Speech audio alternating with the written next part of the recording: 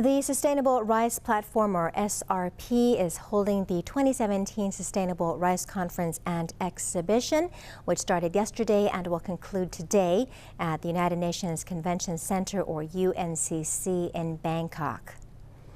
The SRP welcomes both members and non-members from the public and private sectors, as well as value chain players, research institutions, international organizations, producers, and civil society groups to join the event. Gundavi Gadarasan, the Assistant Director General and Regional Representative for Asia and the Pacific of the Food and Agriculture Organization, or FAO, of the United Nations, gave the keynote address at the opening session.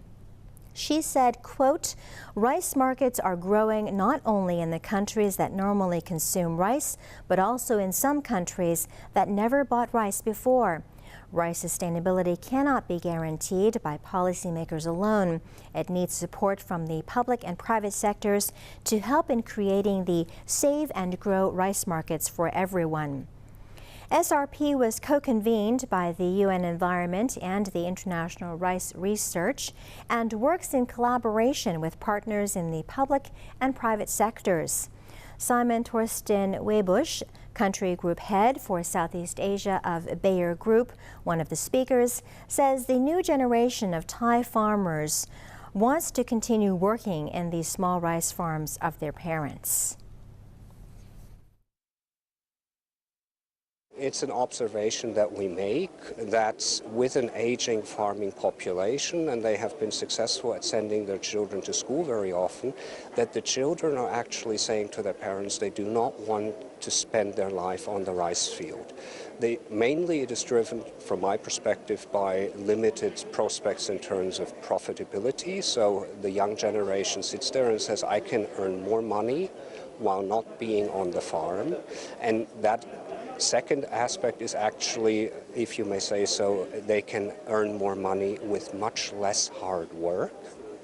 And here again, I see digitalization being one of the enablers to mend this generational shift. I think we need to accept that it's changing. And if you now were to think of a digital approach where potentially the child can be monitoring their fields via a mobile phone application, can maybe be calling in service providers to do land preparation, to do fertilization, to also do pest management on the basis of getting recommendations on a mobile phone, to the point of also calling in the harvesting, and then maybe even sell the harvest online, the yield online. You could imagine how much time reduction you would be seeing in terms of running your farm.